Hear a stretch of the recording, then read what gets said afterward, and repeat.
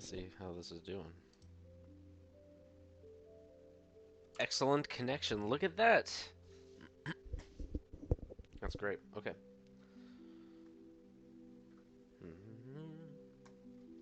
This is gonna be custom echo.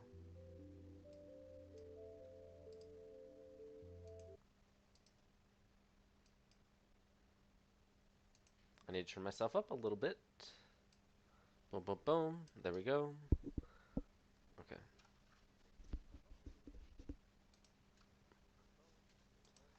Okay. So I'm gonna be louder. I think I'm gonna have my headset on like this. Maybe like this.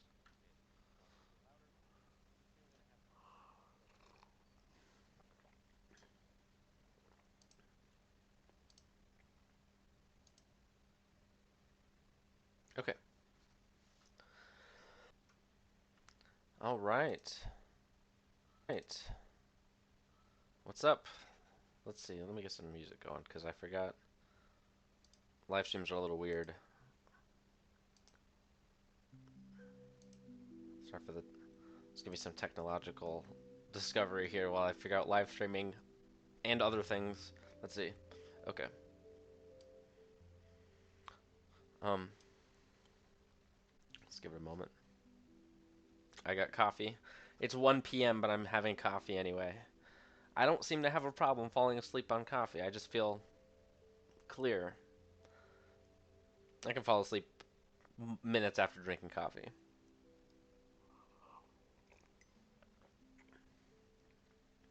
One thing that's sure to knock me out is sugar. If I have any amount of sugar, I'm basically going to be asleep in an hour.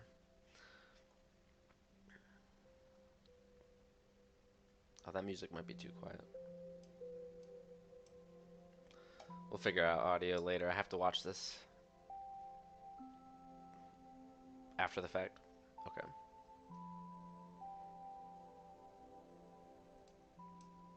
Um, this is me trying to do like Minecraft music in Suno.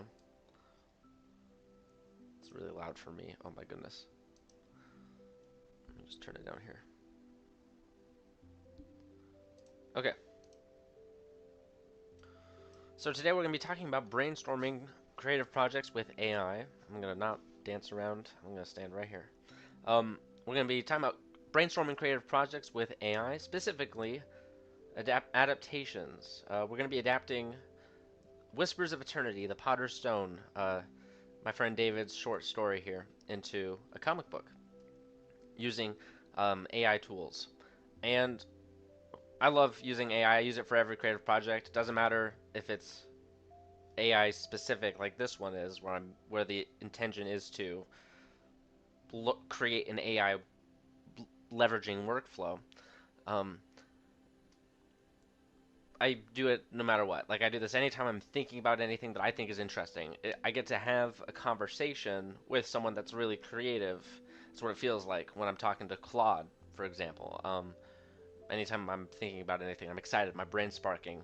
It accelerates my brainstorming by carrying it further, by giving. I'll give an example. So yesterday, I brain vomited into Claude. The first step of a creative. I'm gonna read. Let me slow down. I'm gonna read to you what I wrote here to Claude. I just spat this out. I think it looks like I took 3 tries where I edited this a little bit. Okay, here we go. Let me move my mic. The first step of a creative project with AI is rapid immersion in the language of the story. By story, that just means the idea, what I'm thinking about. By using AI to manufacture an alternate present in which your project exists or is in the works. This is not always the first step. This is just one way to do this. Another way is to just brain vomit into Cloud like this. Let me note that. File, new window. I have a notepad over here. Step 1, brain vomit into Claude. Okay. Let's see. And then, okay, here we go. By using AI to manufacture an alternate present in which your project exists or is in the works. Think of real people to cast in this fake world who you trust to do good work with your project. So, What kind of thing are you working on? Are you working on board games? Then get Jamie Stonemeyer. Are you making some cool sci-fi TV show? Get Michael Reimer and Ronald D. Moore. If it's like, yeah, okay. If you're doing a comic book that's kind of surreal, get Alan Moore. Sorry about the music. I just realized that Suno is going to be all over the place. So let me jump ahead to something that's a little more we can listen to casually without crazy audio interruptions. Nope, that's going to be horrible. Let's start with this. Okay. You're going to get a lot of distractions and interruptions. It bounces around a lot. Okay, here we go. We're going back. Make sure the audio's not too loud. I wish I had a better way to test this, but okay, here we go. Um, Mike Bithell, sci-fi stuff, Cyan Game Studios. They did Myst. I'll talk about that later. Have these are just examples for me. Have AI pitch real companies who could/would do well creating the project. Have the AI manufacture communications between characters where they talk about making the project. You can learn and respond to the AI here and cultivate depth as you learn yourself. Then take all the generated docs and creative info and have Notebook LM AI podcasters discuss all your work. This will bring you closer to the core of your idea, what you're thinking about. You will feel surprised by the connections these AI podcasters make. This is the beginning of any creative project. That's not, I just do it a lot. In this case, we're going to adapt a story to a comic with AI. This is the conversational brainstorming phase. Okay, what do you think of this outline for an AI adaptation project tutorial course? So I asked Claude this. What do you think? I appreciate this creative approach. Claude loves to pump you full of hot air. So let's skip ahead. The core concept of rapid immersion through manufacturers, blah, blah, blah. Okay, so here's what it said. Strong elements. Creating an alternate present provides immediate context and helps visualize the project as real rather than theoretical. 2. Anchoring to real industry professionals and companies ground the exercise in practical reality. 3. Using simulated discussions between characters and creators allows exploration of different perspectives. 4. The podcast discussion concept introduces valuable external analysis. You'll see what that looks like later. We're gonna do this. Suggestions, refinements. So it's going even further. I need to turn my audio down. Structure enhancement. I'd suggest adding a concrete documentation phase between the immersion and podcast phases. Perhaps something like initial world building or immersion, documentation of key insights, creation of a project Bible or outline.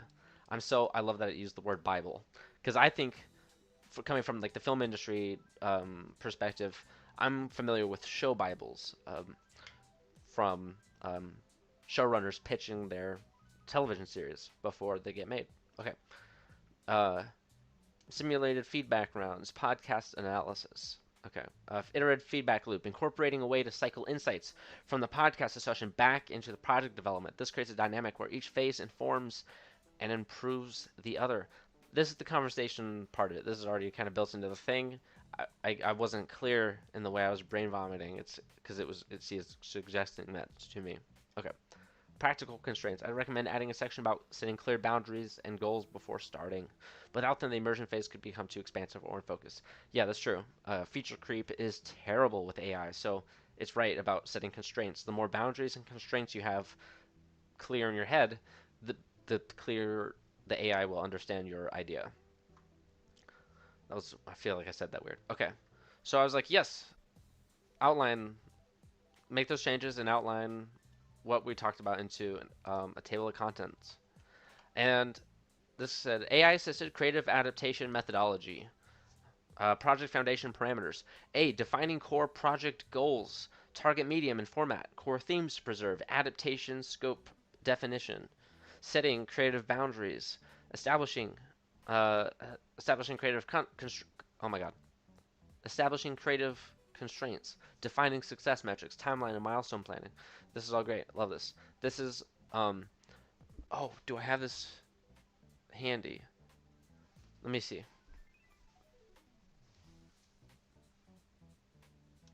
Nope, I do not have it handy. I should get that out sometime. I have a production binder from when I made a short film. You go into all the steps, every single little detail for what you need in an organized way. Making the short film with this production binder was incredible because I had a clear way of communicating every part of what I had in my head to everyone on the team. They had a super when I say basic, like essential understanding of what I was going for. Okay, as the director of this short film, let's keep going. Immersive development phase, world building framework, creating the alternate present, mapping industry landscape, identifying key stakeholders. Yeah, usually I have an idea of this in my head, um, and then I just spit it into Claude, and it starts. So I'll show you what this looks like once again after we go through this. Professional network simulation, casting real world creative partners. Yep, same thing. Same thing, same thing. Let's get past this. Documentation and synthesis. Project Bible creation. Okay, basically you can see here Claude clearly filtered what we talked about into a nice table of contents. So what I'm going to do is paste that into a different document here so we can save all that because it's clarifying everything that I'm talking about. Okay, so brain vomit into Claude is step 1. Step 2 is have or work with Claude to clarify brain vomit into digestible info. Okay. Add the why in quotations. Okay, so what I'm talking about is um, I think it's important to tell Claude why you're doing, how do I say this? It'll clarify your brain vomit, but that will mean it's making your language sound better. It doesn't have the same context you do. So if you can tell Claude the story, the meaning of different elements of what it just clarified, it will have a better sense of what you're talking about. Um, this is about expressing a vision to Claude and getting feedback from it about how it understands it, because it's sort of like a blank kind of generic uh, set of intellect. So it's good for bouncing ideas back. Okay, let's keep going. Um, Practical applications. Okay, let's get past all of this for now. What does it look like to use Claude to generate a fake project, a world where the fake project exists? All right. So Claude understands all this. Hold on. Claude here understands all the steps of what I was talking about with generating the fake world. So I'm gonna say, write. I don't know, let me make sure you can see what I'm doing here. I'm talking to Claude here. I don't want to go too far this way. Boom. Write a. Let's see. Write an instructive prompt organizing and communicating the specific steps to simulate the alternate world where the project exists.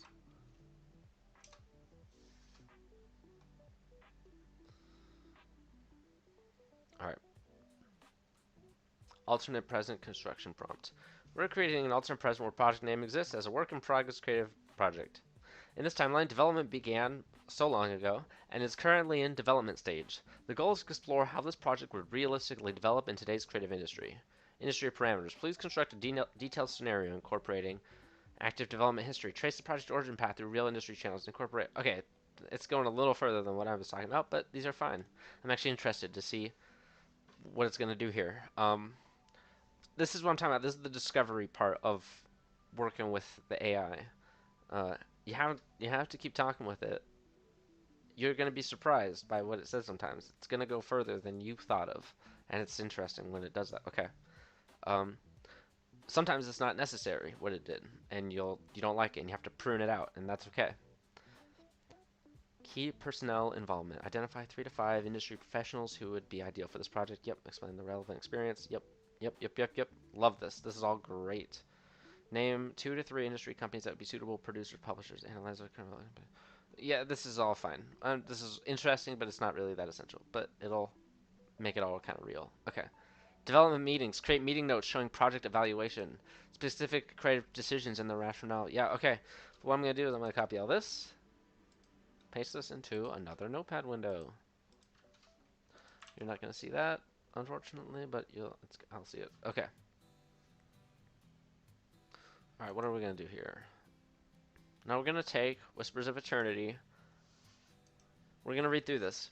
And I'm going to tell you about what other stories it reminds me of, what I see in my head when I'm reading this. Um, as Because what I'm going to be doing is adapting this to comic book. I'm taking this into a visual medium, and that means the way I see it, my brain's going to end up being the most influential part here of of making the comic. Okay. Unravel an ancient. I'm going to turn the music off. So one thing I want to real quick before I want to read this, I talked with the author here, David. Don't know how to say your last name. I would get I no I don't know how to even say it. Anatois, Anatui. Nope, the I is in the middle of it. Anat Anatoyu, Anatoyu, David Anatoyu. I don't know. Let me know. I would love to hear a recording of your name. I don't know even what country that would be from. I don't recognize. It looks like it's funny to me. The only word in English that it looks like is ambition because of. Okay, it doesn't matter. Let's go past this. Another worldly artifact with glowing runic symbols. This is a Midjourney photo. Let's read the title one more time. Whispers of Eternity, The Potter's Stone. Unravel an ancient tale of ambition, power, and a humble potter named Deity, Deity, who becomes an intermediary of divine forces. My mic's not going to do the voice that I'm doing that well, probably, but, well, whatever. Okay. In the ceaseless labyrinth of the temporal library, subscribe Luthoth was startled to find a sprawling desert stretching out where once were leather-bound volumes and weathered scrolls. The disorienting scent of parched sand and ancient sunlight replaced the familiar scent of parchment and ink, filling the air with an echo of a time far removed from his own. That's kind of a movie trailer voice. While making his way through the desert, Luthoth unexpectedly tripped, his foot colliding with an object concealed beneath the sands. It was a rock, a peculiar presence amidst the vast expanse of sand. Lowering himself, he carefully wiped away the dusty surface, revealing intricate symbols carved upon it. The mysterious inscriptions seemed to possess a vitality of their own, as they continuously transformed and shifted before his very eyes, resembling a living language. Okay, I'm going to pause here for a second, write down 2 things that I need to talk about later. Stalker, Lord of the Rings. Okay. No sooner had his fingers brushed the surface of the stone that he was overtaken by a surge of visions. Oh, that's funny. I was already imagining that specifically I was picturing the Eye of Sauron. I was going to talk about that. Okay. His surroundings blurred as he saw a civilization once vibrant under the desert sun. I like how it kind of feels like the sand slipped out of the artifact. I did not pick that up the first time that I read that, but that's what I'm getting now, after knowing a little bit more of the context. I'll talk about that later. The land was an arena of ambition where warlords clashed in their relentless pursuit of power. The golden sands bore silent witness to the battles of men driven by the desire to reign supreme.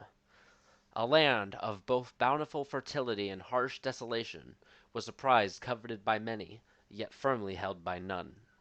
A river, the life-blood of the land, snaked its way through rival territories, nurturing both life and conflict. Each warlord staked his claim over a fragment of the river's bounty, protecting it with an iron will. Alliances were transient, Okay. As the I don't know how to say that. I'm realizing. Okay. As the desert winds, trust as elusive as a mirage. Trust as elusive as a mirage. In this cauldron of ambition and strife lives deity. I'm gonna keep saying it that way because that's the only thing that my word deity is what that word looks like to me. The son of a humble potter. He was a young man of average build, with a dusting of freckles on his sunburned skin and deep-set hazel eyes. His hands were calloused from hours spent on the pottery wheel, and his strength was evident from his lithe, oh my god, and muscular form. I'll learn how to pronounce these words later. No, let's do it right now. Lithe pronunciation. Lithe. There we go. Thank you. Where are we? Um, his hands were he lived in the shadow of the imposing warlords in a small settlement on the fertile banks of the river. He lived in the shadow of the imposing small settlement on the. Okay. Um, his life was simple and predictable, dictated by the rising and setting of the sun, the flow of the river, and the rhythm of the pottery wheel. One scorching afternoon, as Deity was searching for clay near the river, his eyes caught the glint of an unusual object half buried in the sandy bank. It was small enough to nestle comfortably in the palm of his hand and bore symbols that ebbed and flowed, moving and altering. The symbols were breathing life into the otherworldly, inert object. The stone was not a creation of man, Deity knew instinctively. This was something otherworldly, something that bore the weight of times long past. Returning home, Deity secluded himself, immersing in the mystic puzzle of the stone. The potter's wheel lay idle as he forewent his duties. Deciphering the arcane symbols became the obsession of his existence. He transcribed the patterns in sand and clay, attempting to decode the ancient language. In the years that oh, that reminds me of something. Shazam. In the years that followed, Deity withdrew from the world around him. Chosen by the stone, he spent his days and night in solitude, his mind tethered to the stone. Meanwhile, the world around him was consumed by conflict. Even as story spread of a man-old man in the desert that speaks with the gods, the artifact was forgotten, a secret to be kept by Deity alone. Okay, some of these. I have a note about some things I want to change creatively about this. There's some like kind of vague, abstract. How do I say this? I want to clearly visualize abstract parts of deity's life, such as there's a bunch of conflict around him. Okay, what does that look like? Um, he is a sibling who leaves home because she's uh, caught in some uh, raver. That's not a word. What is this? Some raving crowd of some movement of crazy people. Okay, I'm just gonna say it that way. Um, what is the word? Rabble. Oh my goodness. She's caught in a rabble, and so she leaves home. So he's like, oh, he loses something. He experiences something physically in his life, something tangible that represents, okay, he's surrounded by conflict. There's conflict in the world. His neighbors, the whole neighborhood burns down, and he's transported to a new place. Okay, but he just keeps doing what he's doing, so it doesn't really affect him. Maybe something like that. Okay. Even as stories spread of a mad old man, we read this. The balance of power tipped and teetered as warlords Sobek and Ramses, the most formidable of the contenders, locked horns in a brutal battle for supremacy. Oh, here we go. The golden sands were stained with the blood of countless warriors, echoing the cries of the fallen. Oh, I should have kept reading. This is what I would say instead of consumed by conflict. I would take this part and replace this sentence with that. In a cunning move, Ramses seized Sobek's beloved wife, Nut, keeping her as a captive in his fortified palace. Desperate to reclaim his wife and maintain his position, Sobek sought out the reclusive old man. Why? Desperate to reclaim his wife and maintain his position. But why does it? But okay, so that I understand the motivation of trying to solve the problem, but why did other solutions not work? Why is he doing this solution? Whisper. Okay, let's write that down.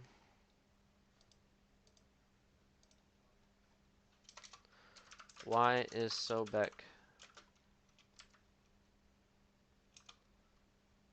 seeking the solution of the reclusive madman deity? Okay. Um, Whispers were abound of claims this man would commune with the gods. Man, I gotta keep reading before I ask these questions. Whispers were abound of claims this man would commune with the gods. Bitter as the need was, Sobek humbled himself before the hermit. I see. Yeah, I want to realize the desperation in Sobek. I still want to see him try other things first. Like, I want to see. Yeah, okay. For the first time in years, Deity looked up from his stone. In the weathered face of Sobek, is he just? I thought he was writing stuff. I thought he was doing like translations. So he's just staring at it. Okay. In the weathered face of Sobek, he saw desperation and determination that mirrored his own quest to decipher the stone. Despite the uncertainty that clouded his mind, he knew that the stone had led him to this juncture. What uncertainty? What is he confused about? I don't know what this is. Okay. A deity faced the challenge with a stoic resolve. An intense, yeah, to me, because I don't know why he would be confused about anything, because he sees the desperation, determination. So he's like, I'm on board. I'm. That's what I would expect from deity so far. Is because he's super driven. He's been staring at this ring for years. Why is he? What uncertainty does he have? He should be a reclusive madman. He should be. He should have full certainty. He should have no confusion. At least I'm saying should, but that's the character I'm seeing in my mind. Okay. Uh, Deity faced a challenge with a stoic resolve. In a tense meeting with Ramses, he attempted to negotiate the release of Nut, using words as his weapon. However, Ramses, arrogant and drunk on power, refused the deal and threatened Deity, revealing the depths of his cruelty. Under the pale glow of the moon, Deity took the stone in his hand. Let me start recording this. Shoot. You know what? No, let me just make sure. No, never mind. Hopefully YouTube is recording this. Under the pale glow of the moon, Deity took the stone in his hand, and the symbols came to life, glowing a bright gold against the cool, sandy surface. With a deep breath, he began to chant, the ancient words reverberating in the silence of the desert night. The air around him stirred, and a brilliant portal burst forth from the stone, shimmering in the air behind him. Deity stepped through the portal. Guided by the stone's will, he found his way to Nut's chamber. Nut, beautiful and fierce. Oh, this reminds another thing I have to write down. Thorgal. Um, where was I? Nut, beautiful and fierce, was as stunned as Deity himself when he materialized from thin air. With a finger to his lips, Deity signaled for her silence. Reluctantly, she followed him, curious and awed by his power. As they fled, the alarm was raised. Ramses' guards flooded the corridors, spears ready. They gave chase, but to their amazement, the intruders vanished just as they were about to strike.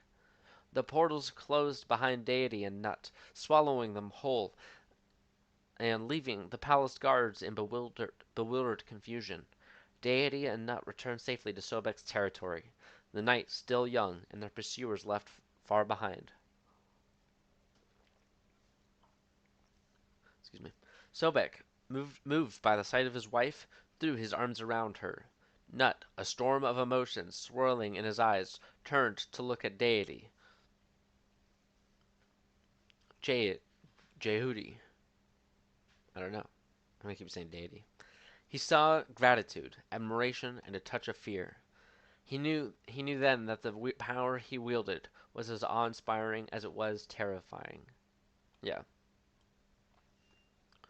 Humbled by the that reminds me of Dune. That's Paul Paul when people saw Paul's power of prescience. That was their reaction too.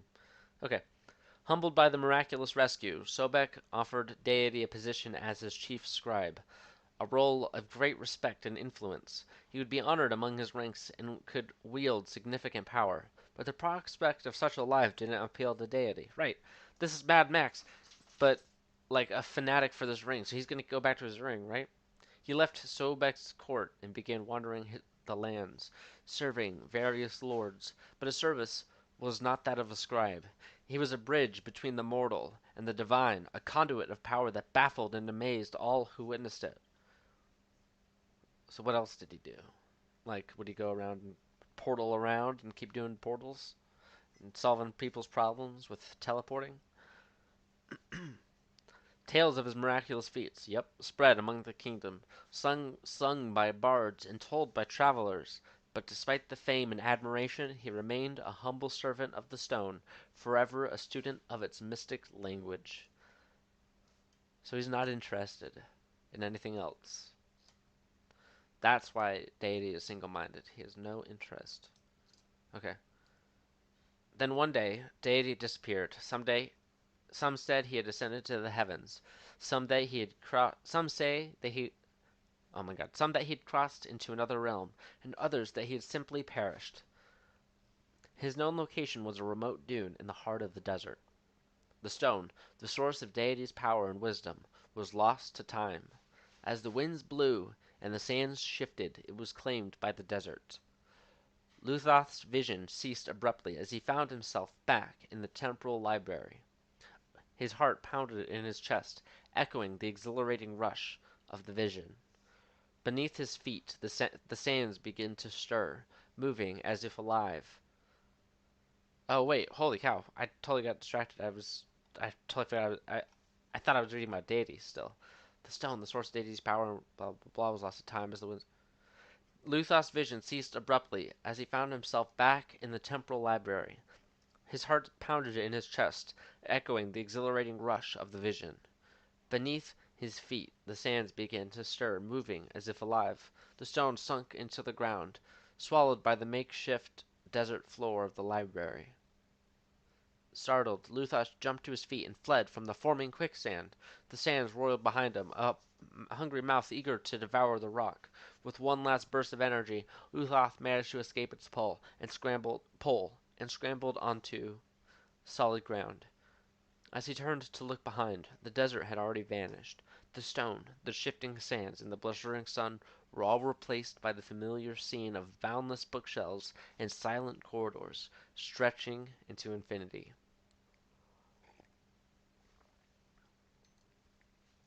With a lingering look at the spot where the stone had lain, he couldn't help but marvel at the strange encounter. Somewhere in the boundless expanse of time, the stone continued. Wait, let me see. I thought he had the stone in his hand. No, it sunk into the ground. Okay, the stone. I thought I meant the stone floor, but I see the stone itself. The stone, the shifting sands, and the blistering sun were all replaced by the familiar scent of balanced bookshelves and blah blah blah blah. With a lingering look at the spot where the stone had lain, he couldn't help but marvel at the strange encounter. Somewhere in the boundless expanses of time, the stone continued to inscribe its mysterious symbols, undeterred by the shifting sands and unyielding to the ravages of time. Wait, that's confusing. So it's still okay, okay. With a sigh, Luthoth resumed his aimless wanderings. The shifting corridors of the temporal library lay before him once again, the promise of countless stories hidden within their endless depths. The temporal library, like time itself, held its secrets close, revealing them only to those who sought them with a sincere heart and an open mind. Yeah. Okay. I don't understand. I'm curious about why the stone. What happens with the stone? Does it end up in the hands of somebody else? Is it just floating in the sand somewhere, just existing? And if so, what is it doing? Is it creating portals? Is it? Yeah, I bet it is. Okay, that reminds me of another thing. Flotsam. All right, I think in associations. So when I read stories like this, I I have visions of other stories, other experiences. All right, so first of all, we got the Egyptian. We have the magical Egyptian sense of it. That kind of reminds me of Prince of Egypt and Asgard's Wrath 2. These are the two. Um, yeah, okay. Hold on. Prince of Egypt. The end the end here is where the visions become the strongest, though. Specifically, the sand in the library and the shifting, the always changing temporal library. This makes me think of two things: Severance. Oh, I meant to open a new tab. Severance. The hallways here, and Stalker. Specific. Nope, not the game. Excuse me. Stalker, Tarkovsky. Boom. This right here. In fact, I'm gonna pull this up because we need to watch this scene.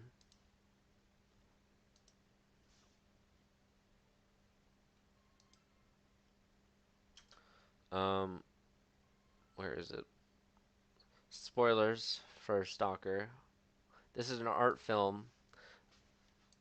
Also, I'm gonna point out they throw a stone into the sand here. It's kind of funny. Skip ahead. So the reason this is important is the environment's constantly changing around them in the film. They're getting lost. They're getting confused. Um, they're being led to a uh, room of a secret power that will grant any wish, the deepest wish within the anyone that goes in. There's a guy who knows how to navigate his way through this ambiguous, weird, confusing zone of danger that has hidden threats or hazards or something.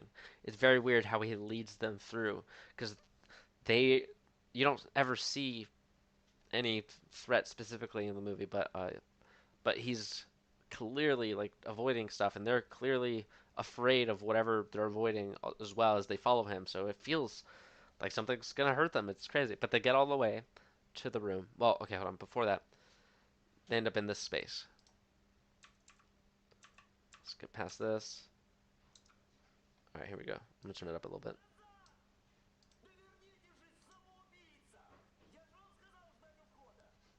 All right. I would get a copyright thing for this. So look at this room. This is the first shot of the room. You don't even see where he was when he was in the room. You just hear them yelling at him.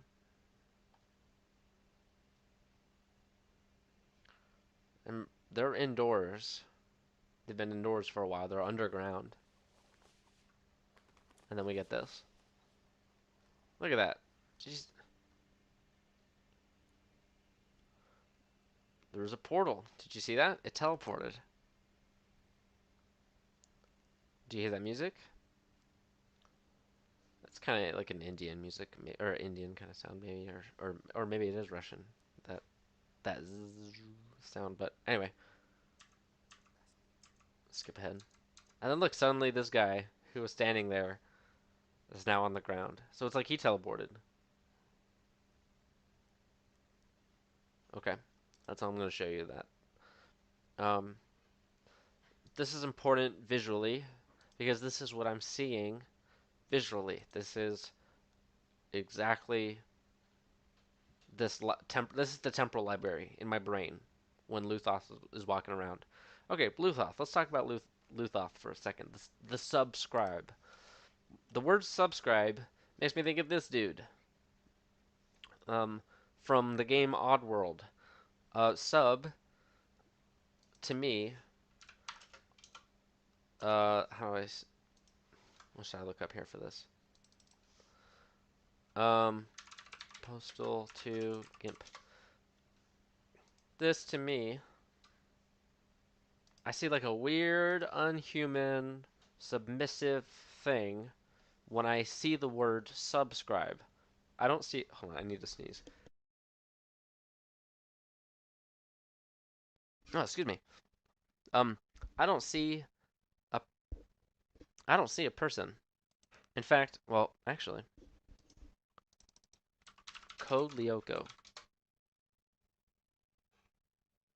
I robot. No, kinda. In fact, I didn't even see a person. It was like a mix of this and that Oddworld character. Um, it's probably this little logo. It's kind of, it's not Egyptian exactly, but it's not Egyptian, but something about this like simple kind of ancient look to it. This is what I'm seeing when I see Luthoth. It's not even a person going through the temple library in my mind. Um, but it is. It's actually closer to Ada from Tron Identity. This character here. Um, she she cultivates this library of data trees um, to find truth or something. It's her garden. Okay, anyway. Um,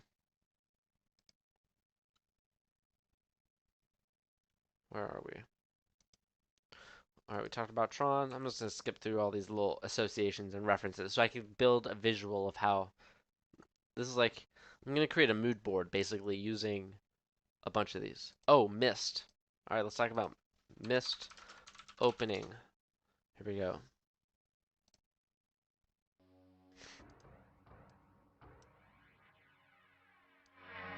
Let me turn it. Let's start that over.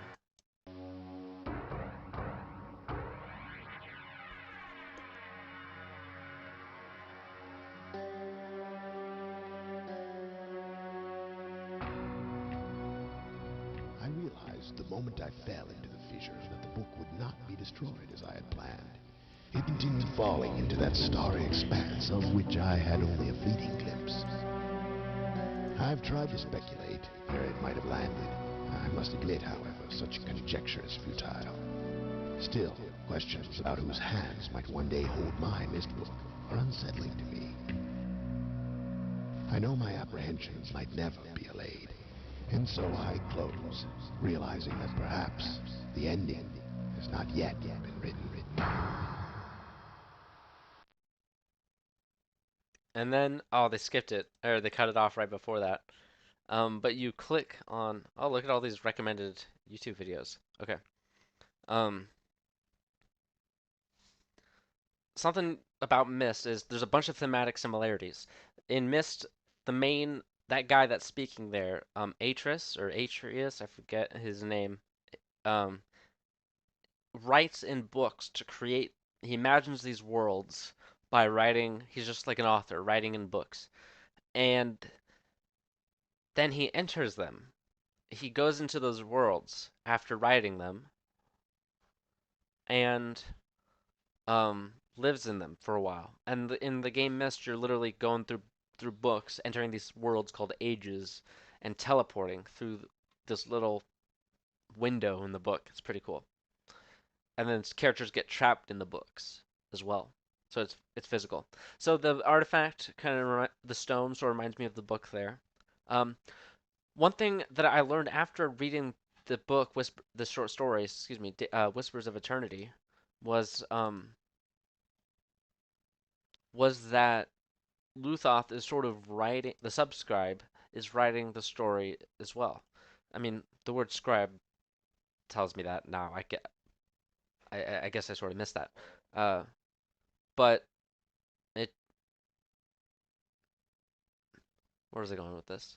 Um, but I just thought that the stone itself was generating the story. I didn't know that there was any sort of participation in Luthoth. I thought it was just experiencing it. It was being thrown upon him.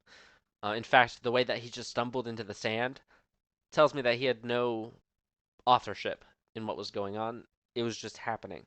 Um, such as Well, I'll just talk about it. I'm not going to show you. Uh, such as Mysterio. The Mysterio scene, nightmare scene in Spider-Man 2, Far From Home, I think, where Mysterio is basically creating a bunch of hallucinations he has a bunch of drones that that create projections, and it's like a scarecrow nightmare scene in Batman. It's just a bunch of crazy stuff happening, super otherworldly trains flying out of the ground, and Spider-Man's just like being hit by all of it and trying to dodge all of it. And that was going through my brain when I when Luthoth stumbled into the sand. So his participation in the story, I didn't know that there was any. Okay. Um, let's see here. What else is there to talk about? So this is another step of the creative process. This is the brainstorming part where I'm brain vomiting my reaction. All the thoughts and feelings and associations, what I'm seeing, what I'm experiencing, what I feel. I said all that? Okay, yeah. So that's what we're doing here. Um, Receiver 2 is a good game. You should play it. I'm not going to talk about that though. Let's skip that. No, probably should talk about Receiver. Receiver 2 tape. Listen to reality. Let's go with resilience. The most important virtue. No. Okay, never mind. We're going to turn the sound down. We're just going to go back to going through more of these notes here. Um, Truman Show. That living in a kind of a manufactured world. Deus Ex, Blade Runner, same thing. Manufactured realities. The Matrix, Total Recall, manufactured realities. These are thematic similarities. I'm not really, I'm not necessarily seeing these as visual influences, but I guess that's what I'm seeing right now because I thought of them. Okay, Prince of Egypt, Mysterio, talked about that. Narnia, talked about that. David brought up Neverending Story. Neverending Story. Bastion participates in the story. That makes sense to me. I did not see Luthoth's participation in the story though, the way that Bastion participates in Neverending Story. And his participation, him telling Atreyu run and encouraging him to run and uh talking to the childlike princess and a bunch of stuff at the end. Um, I Luthoth doesn't have any of that. So that's why I didn't pick that up.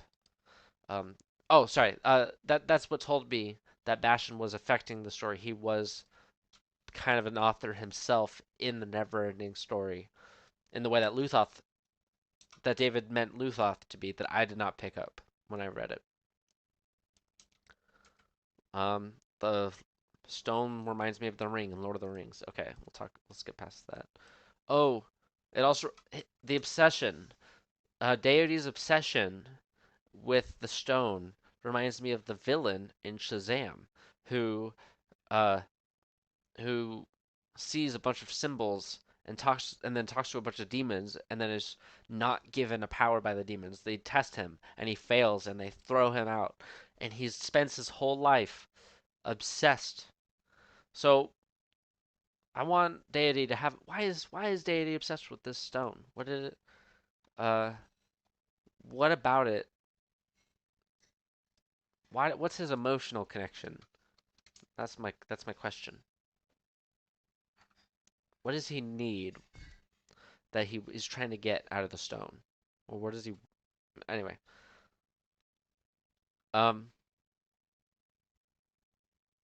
Thorgal, the kind of I'm talking about Thorgal because it's the sort of combination of ancient magic, like ancient artifacts in in old historical periods. So deity is like an old, reminds me of like an old Bible figure, an old Bible character like Cain or something, or Moses or something.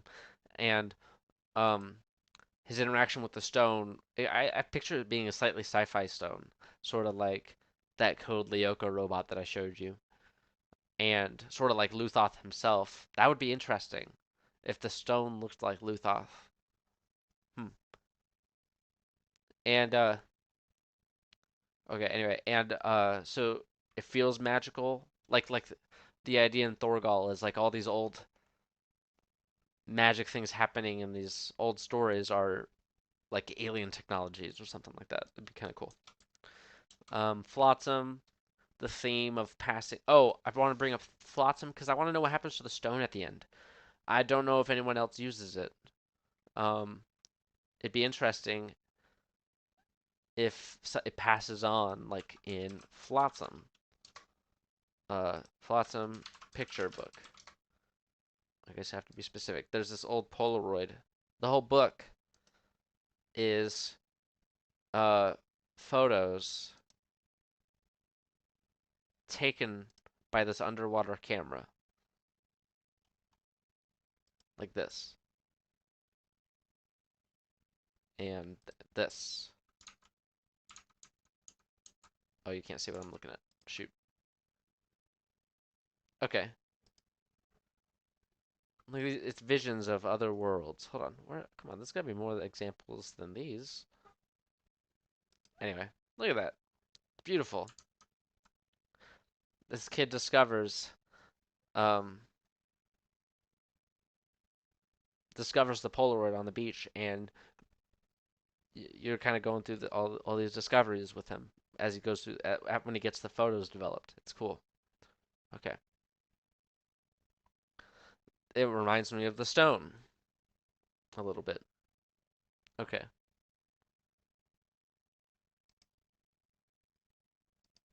So we talked about all the visual associations and thematic associations that I have. What else do we need to talk about? We're going to be using this to create a vision board in the next couple days, um, using Midjourney. And that's when we're going to establish the visual style as well. Oh, we need to talk. David also said to reference Moon Knight painted cover. Um, reference this sort of style. I'm guessing. I think it was something like this. It wasn't this picture, and I realize it's probably gonna be very hard to find the picture that unless I go into Discord. But I don't want to open up Discord right now. Let's see.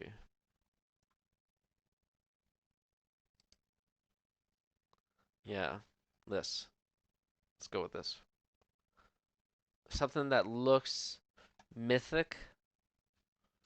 It looks. Oh, look at this. Look at that.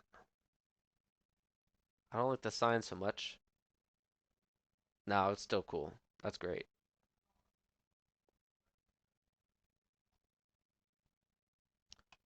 I should look up what the inside of these comics look like. I like these covers a lot. Okay. Um, yeah. Something a little fantasy sci-fi. It has to be a blend. Kind of like Breath of the Wild.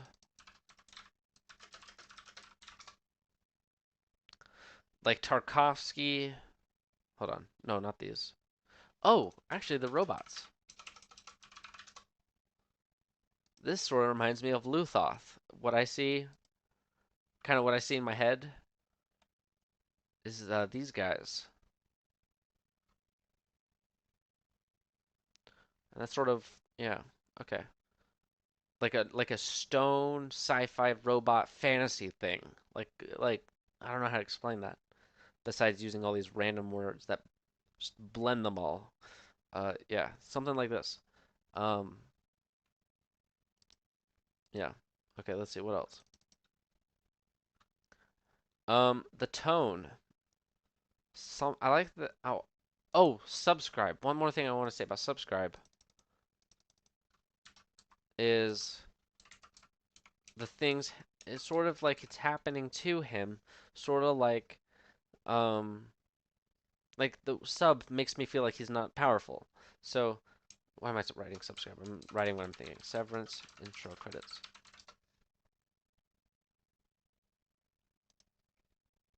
So because he's called subscribe, I don't think he's powerful.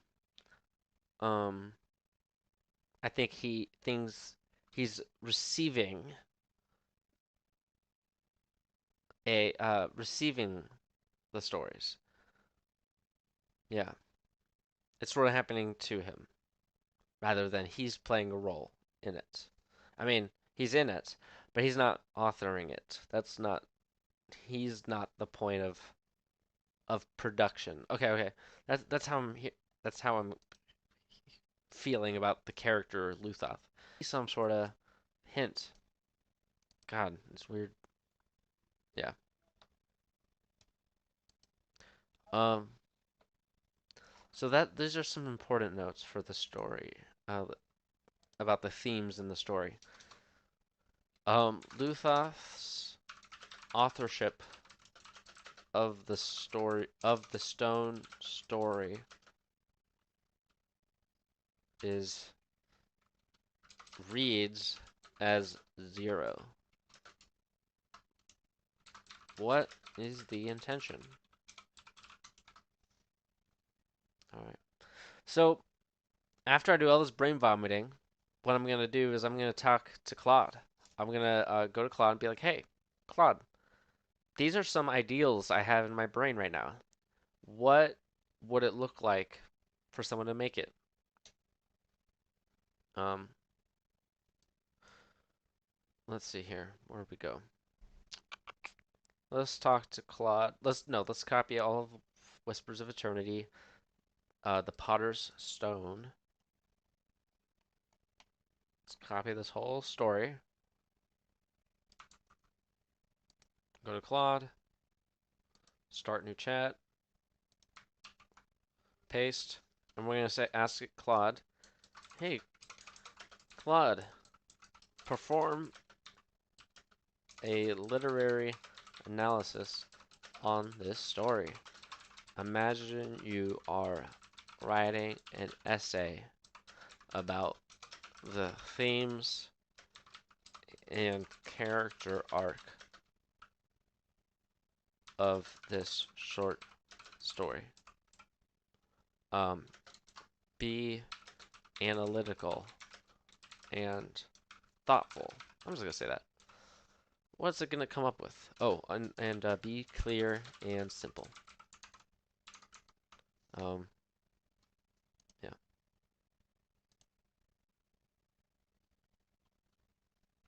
I'll analyze the story, focusing on its key themes and character development. The story operates on two narrative layers: a framing device set in the mysterious temporal library with subscribed Luthoth, and the core narrative about Deity, a humble potter who discovers a mystical stone. This structure creates a fascinating meditation on the nature of time, power, and knowledge. The central theme revolves around the relationship between power and humility.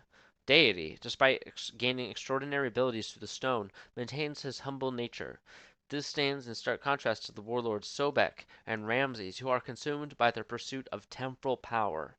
The stone suggests that true power lies not in military might or political control, but in wisdom and understanding. The char- I know the change that needs to happen. I know exactly the change. We need to see Deity successfully write text in the stone. And then we need to see simultaneous, and needs to go from that to showing as that's happening, we see Luthoth writing in the stone. That's the one visual that I feel like is missing.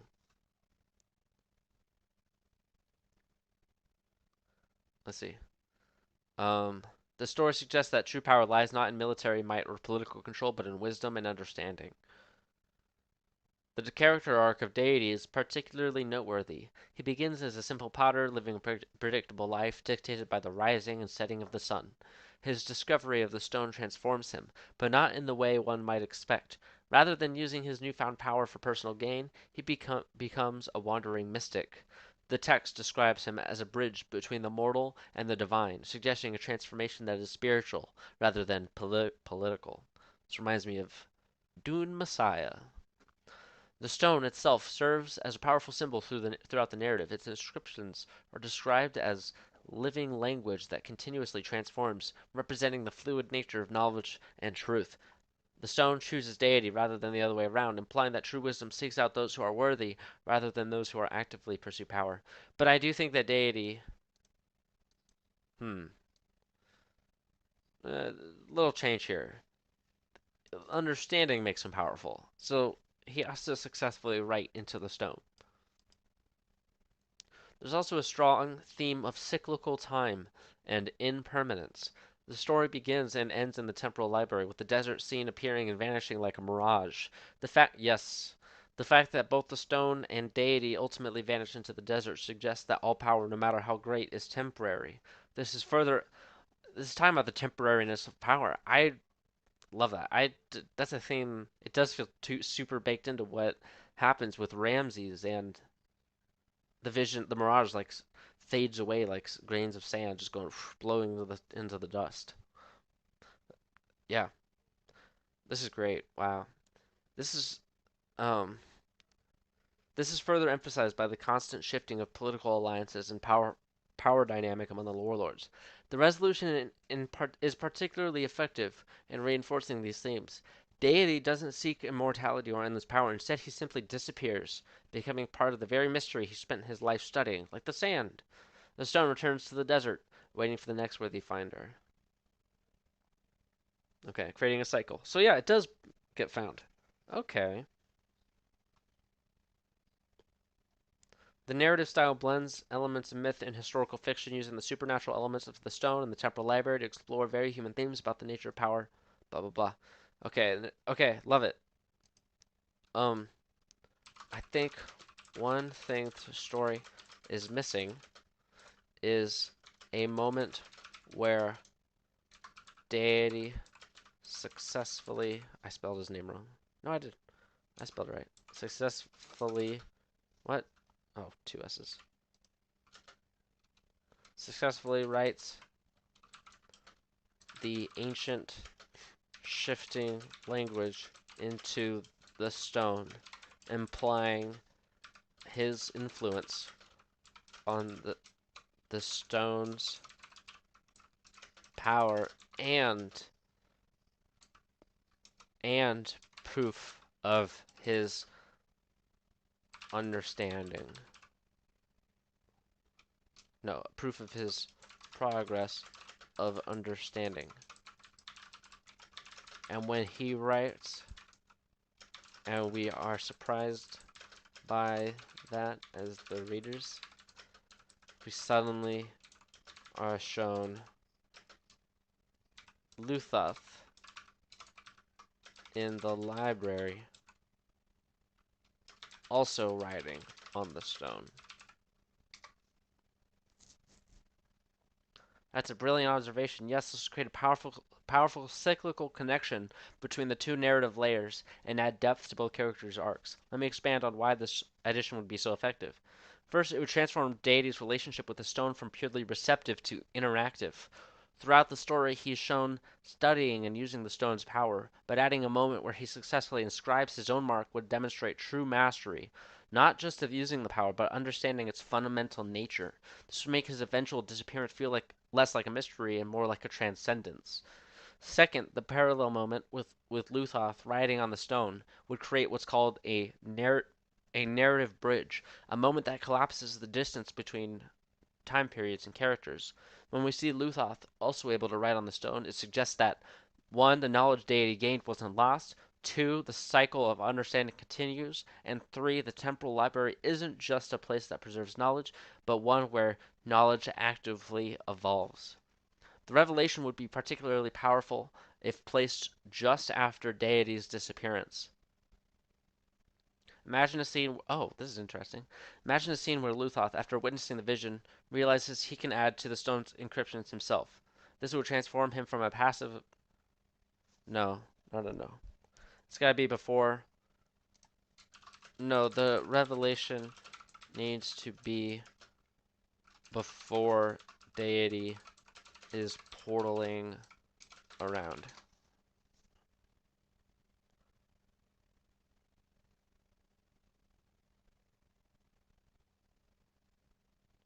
The portal scene feels somewhat unearned. He simply takes up the stone and suddenly can create portals.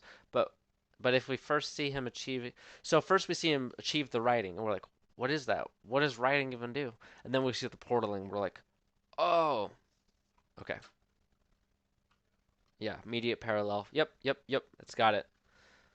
No, don't tell me how the scene might be written for now. I want imagine a literary critic reacting to this story, imagining, yeah. Right, right there, published article. Okay, so watch this.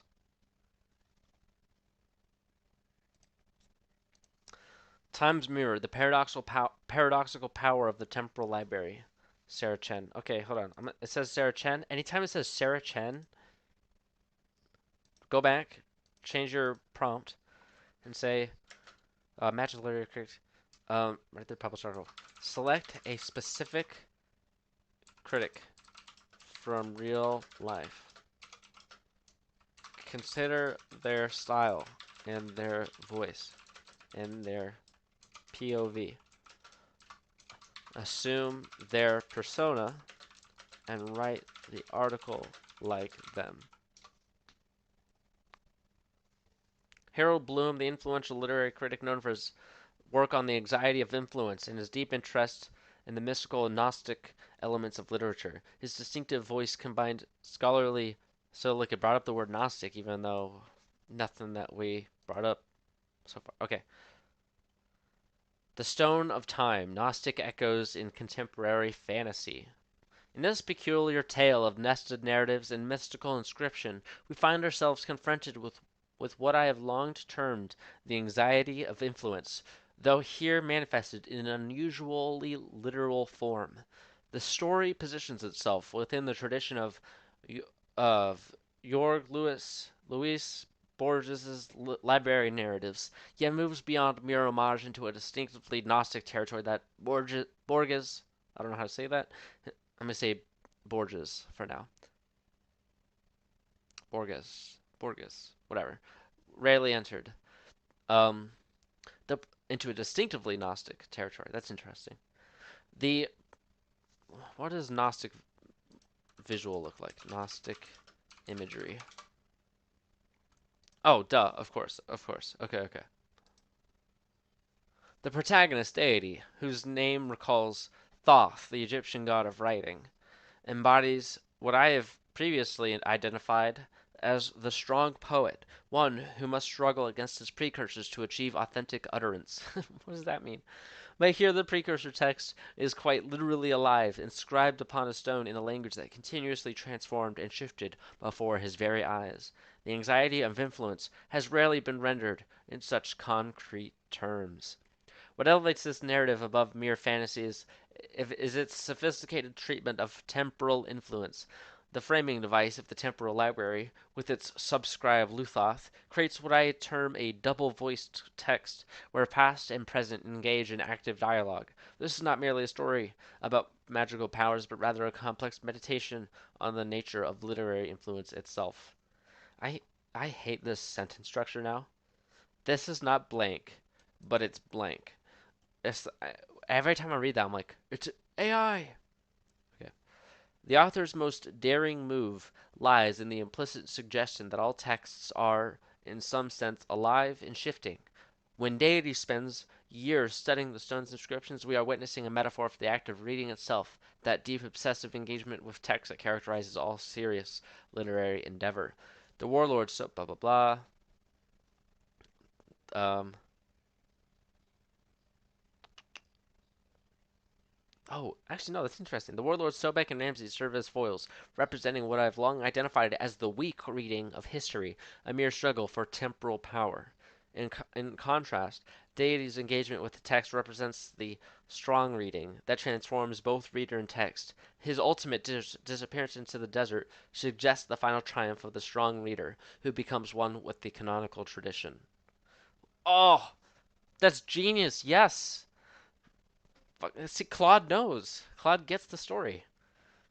Yet, I must note a certain weakness in the story's resolution. The author seems reluctant to fully embrace the implications of their own metaphysical system. Deity's vanishing feels more like an evasion than a completion, particularly given the story's earlier suggestion of the possibility of genuine dialogue between reader and text. Nevertheless, this work represents a significant contribution to what I've termed the Gnostic fantasy tradition, joining the ranks of works that understand fantasy not as a mere escape, but as a vehicle for exploring the deepest questions of literary influence and textual authority. The story's true power lies not in its surface narrative of magical stones and desert warfare, but its understanding of reading as a transformative act. In this sense, it belongs to what I have identified as the canonical narrative tradition, those works that are fundamentally about the act of reading itself. Okay, I'm gonna skip ahead. I'm gonna just skip finish right there. I'm getting this bringing up the Cabal, the the oh my God, the Kabbalion right there. I see, and Hermetic texts of ancient Egypt. It's awesome. Okay,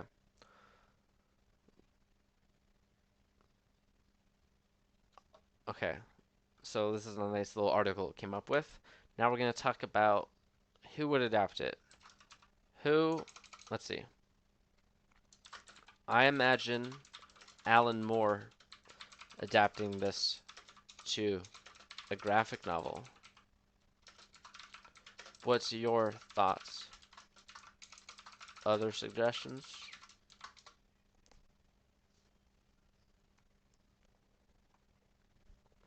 It would fit remarkably well with Alan Moore's sensibilities and favorite themes. Moore would likely expand on the metaphysical implications of the temporal library, turning it into a vast Borgesian space. Borgesian, I don't know, where reality itself becomes fluid. His artistic collaborator would need to devise innovative ways to depict the living language on the stone, despite perhaps using intricate, ever shifting geometric patterns reminiscent of sacred geometry and Islamic calligraphy. Moore would probably deepen the Egyptian mythological connection, particularly the parallel between deity and Thoth, add layers of symbolism through careful panel composition and recurring visual motifs. Yep. Experiment with the comic form itself, perhaps having panels that mirror the shifting nature of the stone's text. Expand on the mystical elements of writing and language, themes he explored in Promethea. I should read that. The two-tiered narrative structure. Library Desert would allow for distinct styles, blah blah blah. Mobius. I brought up Mobius. I thought Mobius would look good for this. Amazing. Go Claude. Claude is right in step with me. Does that tell me am I an NPC? Is that what's happening? Or we just baked? Are we super connected? Who knows? Okay. Let's see here.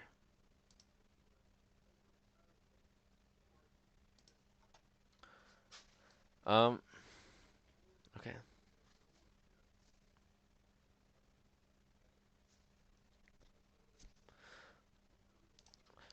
Um Imagine Alan Moore.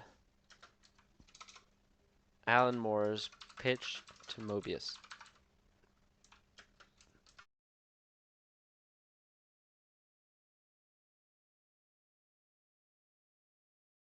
Mobius. Imagine Alan Moore writing an email. Period. Yeah, show me the email. Show me the email.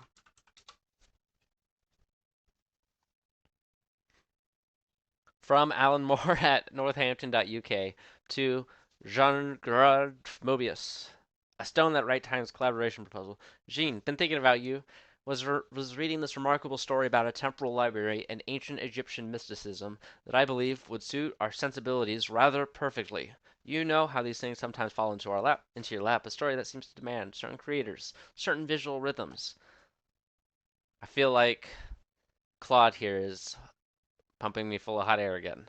The core of it is a shifting stone covered in living hieroglyphs, language that writhes and transforms like your patterns in the Incal, which is another artifact story. Duh. But with that sacred geometry you captured in Arzak. I imagine your line work dancing across the page, the glyphs morphing, blah blah blah. Picture this. Blah blah blah. Alright, I like all this. Skim. Skim. What do you say? Okay. Imagine Mobius's response. What is he envisioning?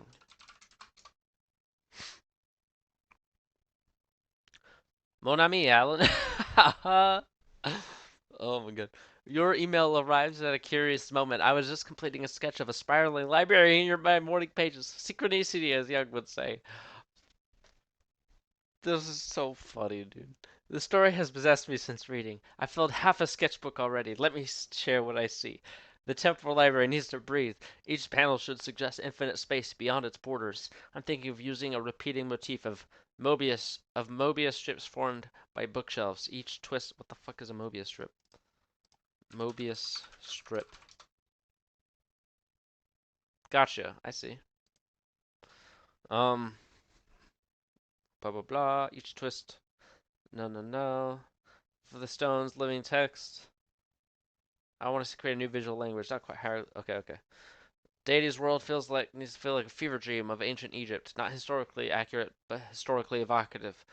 I'm seeing impossibly tall palaces that seem to grow from the dunes like crystals. The warlords' armies will have armor that both Bronze Age and otherworldly.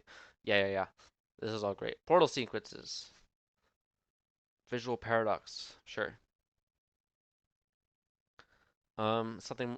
Ooh, for Luthoth in the library, different line weight, something more precise, almost architectural, contrasting with the fluid organic desert scenes. That's great.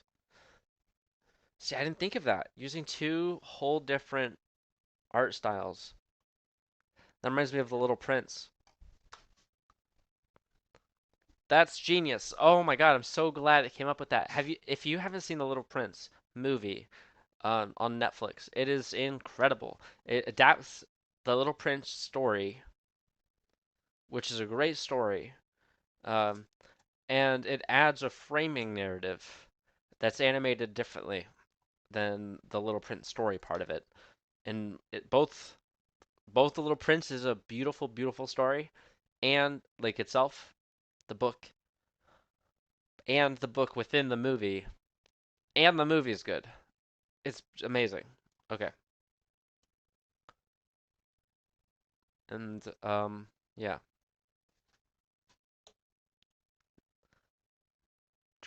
Let's see. Sketches, sure. Tell Melinda the secret is in the water temperature. Must be example. They're being goofy. They're like sending each other stuff. Sketches. Okay. Please imagine they've published the book and Alan Moore is congratulating and thanking Mobius. Am I spelling Mobius wrong? Yeah, I am. Okay, Mobius. Um, imagine. Okay. Alan Moore clipped out a review of their graphic novel adaptation of this story and is sharing it with Mobius.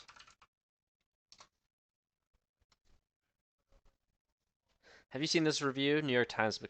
Gene, I have to share this with you immediately. The Times review captures exactly what we were trying to achieve with those impossible library sequences. When they describe your rendering of the stone's living text as a visual revolution in sequential art, I found myself nodding so hard my beard nearly fell off. Ha! your decision to use that shifting, um, let's see, shifting color palette for the library scenes, going from the deep Persian, blah blah blah, to the stark Egyptian golds, worked even better than we hoped. Okay, you're absolutely right about that double page spread where Luthoth and Deity's timelines intersect. The way he layered the panels, creating that Mobius strip effect with the timelines, with the library shelves flowing in the desert dunes, is exactly that sort of impossible geometry we discussed. Um, doo doo doo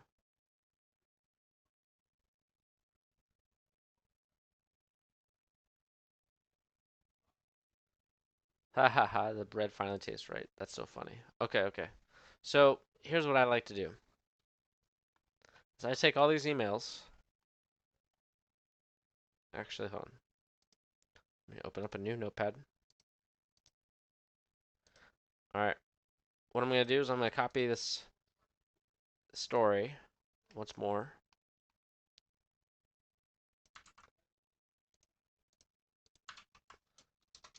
We're going to then copy each one of these emails.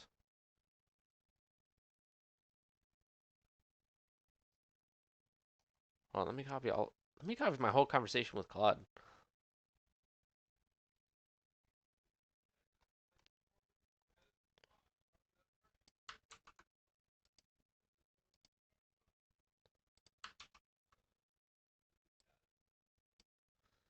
Okay.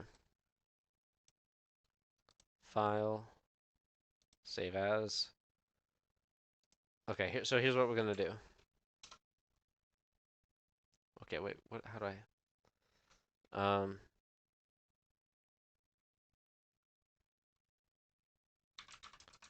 adaptation background data. I'm gonna call it that. I don't know.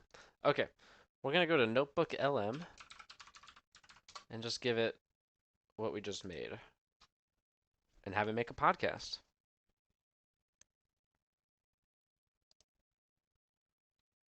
Upload sources. We're gonna upload the text file we just made. Let me see what you can see. Okay, cool. We're gonna generate now. Okay, it's still uploading. No, it's not. We're gonna hit generate. All right, it's gonna come up now with a podcast after it reads the whole story, and all those emails that we just wrote, and my whole conversation with Claude. Um, so, and then it's gonna react to it. It's gonna once again, it's gonna pump us with full of hot air. Um, but it's gonna hopefully help us think deeper about the stories and the themes. Reading that little fake critical review article about the Gnostic ancient um, um, like hermetic knowledge that's baked into the story, it picked that up, and that's amazing to me. Um, yeah,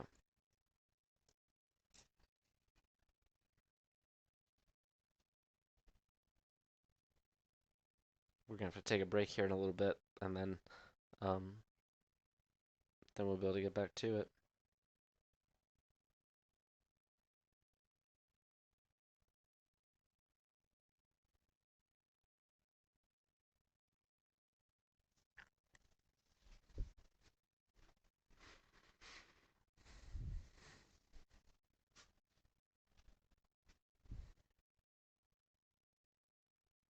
I want to. No, I'll talk about that later. I've been learning about a lot about other adaptations, both to comics and board games specifically.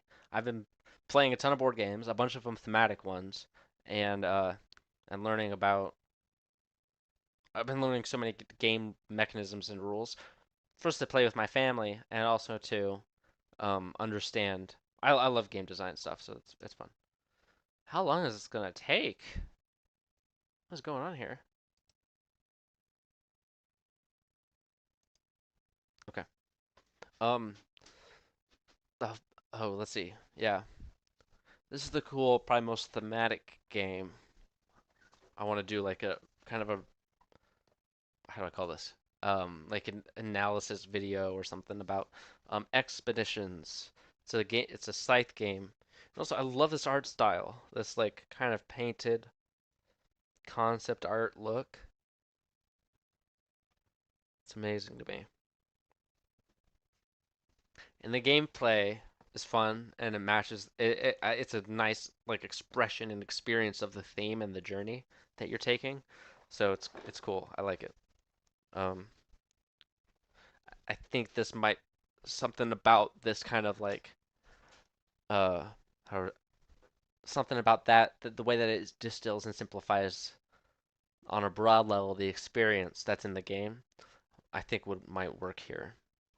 In a board game adaptation of this story where you're not playing it on a ground level, you're playing it on a broad level.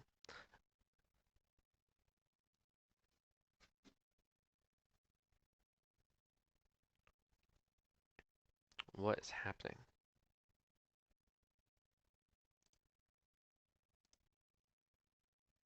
It's not that long of a text document. Why is it doing this? Maybe it's the long audio that is generating. But it looks like it's not even loading the text document.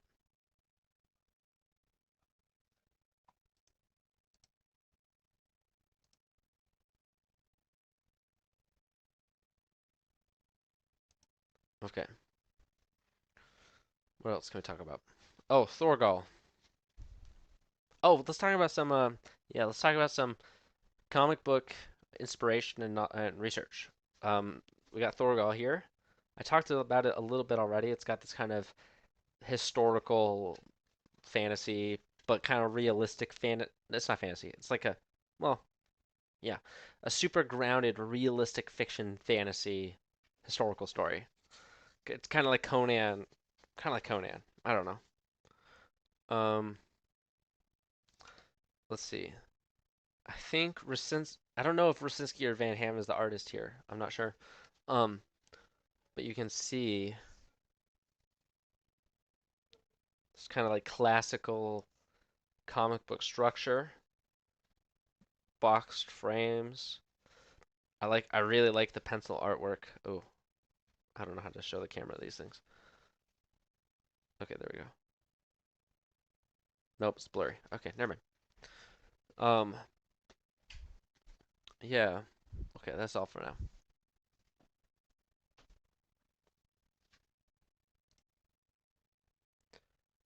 What is going on here?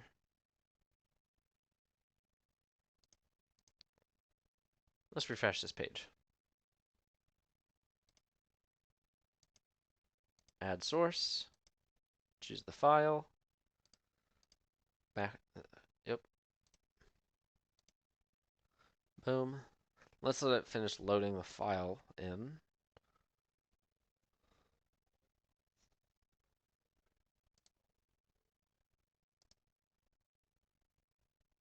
Why is it not? Maybe I need to save it some other way. Save as. Let's try saving it as a markdown.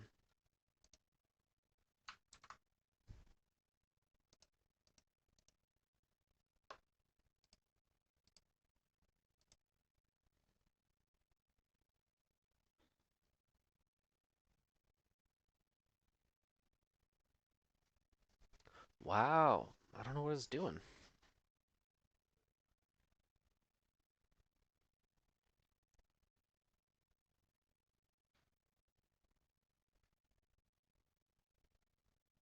Okay.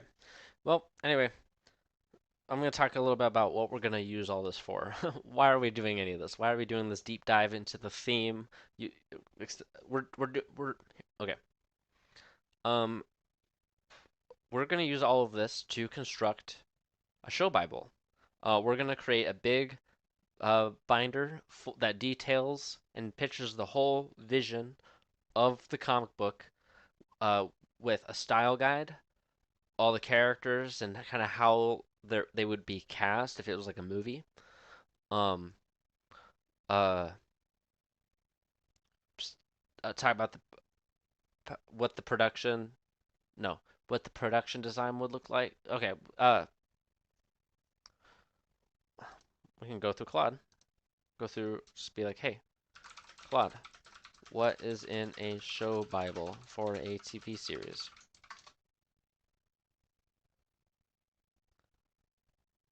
So we're going to basically use all of our brainstorming to develop one of these. And actually, I'm going to save this outline here.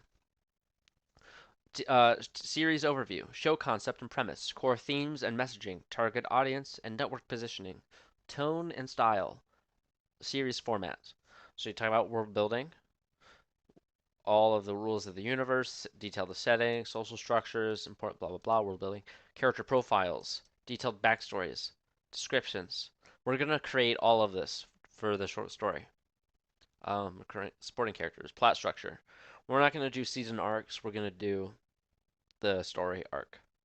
Cinematography guidelines. This is gonna be art guidelines, color palette, lighting approaches, camera movement preferences, visual references, and inspiration. Blah blah blah blah. Okay, so basically we just leveraged AI to accelerate our understanding of the story, our accelerate our understanding, accelerate our dive into the story and understanding of the story, in order to help us accomplish all of this here. Um, yeah, and yeah. So let's see. I think that's the end of the brainstorm. Not the end of the brainstorming step. We're gonna be doing brainstorming the whole way, tons of revisions. But this is how you can use AI to um, get to this creative step to start building the show Bible. Because this show Bible, you can also use, you can reference repeatedly with other AI. Um, it's a document. It's a central document that communicates the core idea, and you can give it to anybody, and they'll understand everything about your show. That's the idea. Cool. All right. I'm gonna stop here. I don't. That was a couple, not that long. It's probably just a couple hours. But let's see. I'm probably gonna be back on later. Depends. I have to take a break though. Um, so yeah, have fun. Bye.